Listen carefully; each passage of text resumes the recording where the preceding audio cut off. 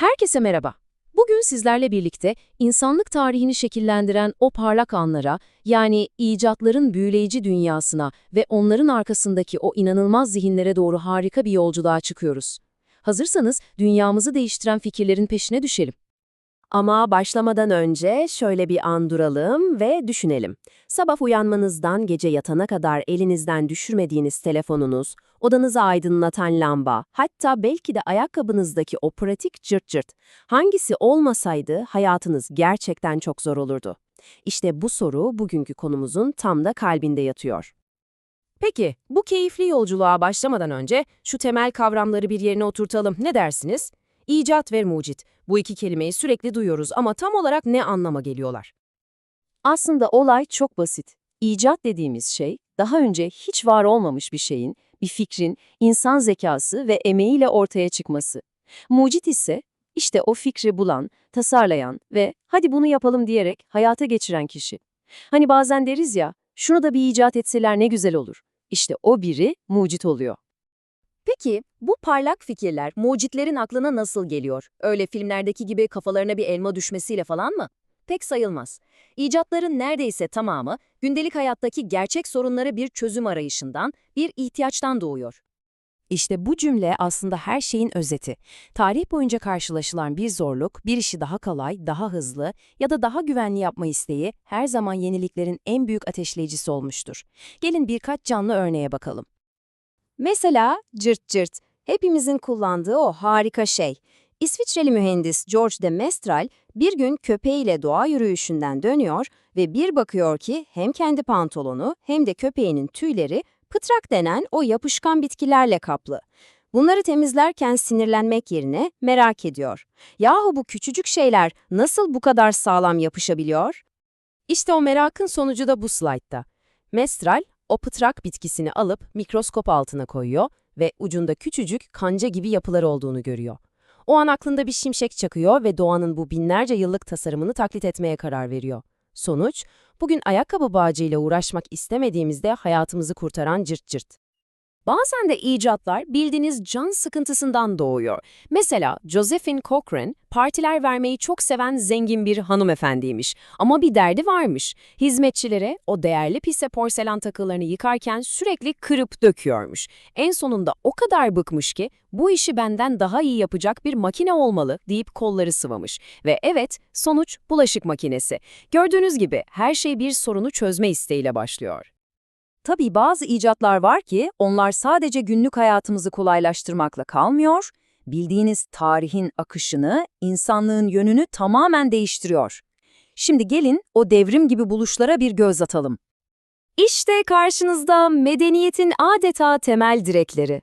Düşünsenize, Sümerlerin bulduğu tekerlek olmasaydı ne ticaret ne de ulaşım bugünkü gibi olurdu. Çinlilerin icat ettiği kağıt ve Gutenberg'in matbaası olmasaydı bilgi bu kadar hızlı yayılabilir miydi? Rönesans, reform gibi devrimler belki de hiç yaşanmazdı. Bu üç icat bildiğimiz dünyanın altyapısını kurdu desek yeridir. Ve bakın bu slide çok ama çok önemli bir noktayı gösteriyor. İcatlar nadiren buldum dendiği anki son haliyle kalır. Her mucit aslında kendinden öncekilerin birikiminin üzerine bir tuğla daha koyar. Tıpkı tekerleğin binlerce yıl içinde o basit ahşap diskten bugünkü modern lastiklere dönüşmesi gibi. Teknoloji asla durmaz. Sürekli bir sonraki nesil tarafından geliştirilir, daha iyi hale getirilir. İyi ama bu dünyayı değiştiren fikirlerin arkasında kimler vardı? Hadi şimdi o ilham verici dahi insanlardan bazııyla tanışalım. İşte karşınızda Alexander Graham Bell.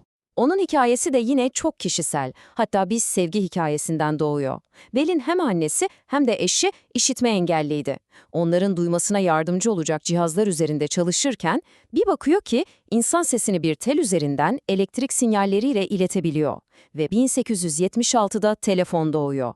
Bir insanın sevdiklerine yardım etme tutkusu bütün dünyayı birbirine bağlıyor. Ne kadar inanılmaz değil mi? Ve tabii ki Thomas Edison. Mucit denince akla gelen ilk isimlerden biri. Onun en meşhur icadı ampul olsa da Edison'ın asıl dehası sadece bir şey icat etmek değil, o icadı herkesin kullanabileceği, satın alabileceği ticari bir ürüne dönüştürmesiydi. O sadece ampulü bulmadı, bütün bir elektrik aydınlatma sistemi kurarak gecelerimizi aydınlattı ve modern hayatı sonsuza dek değiştirdi. İşte bu slayttaki rakam onun nasıl bir dahi olduğunun kanıtı. 1093. Thomas Edison hayatı boyunca tam 1093 tane patent almış. Bu rakam inanılmaz bir merakın, yüzlerce başarısız denemeden sonra bile pes etmeyen bir azmin ve durdurak bilmeyen bir çalışkanlığın sayısıdır. Ve modern dünyayı şekillendiren diğer devler.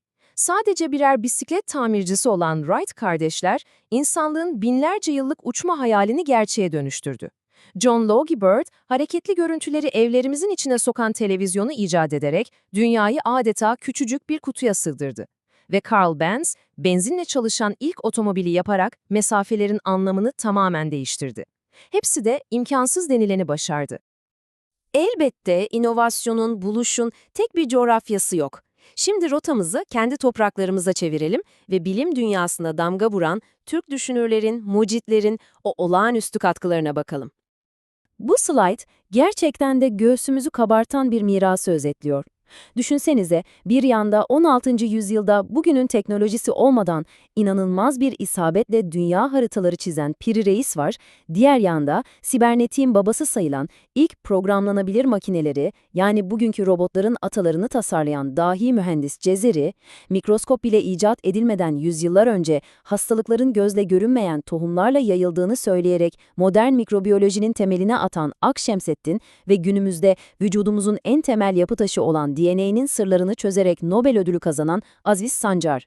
Gördüğünüz gibi bu topraklardaki bilim ve icat mirası inanılmaz derecede zengin ve köklü. Peki, bütün bu dev isimleri, bu inanılmaz hikayeleri dinledikten sonra aklınıza şu soru gelebilir.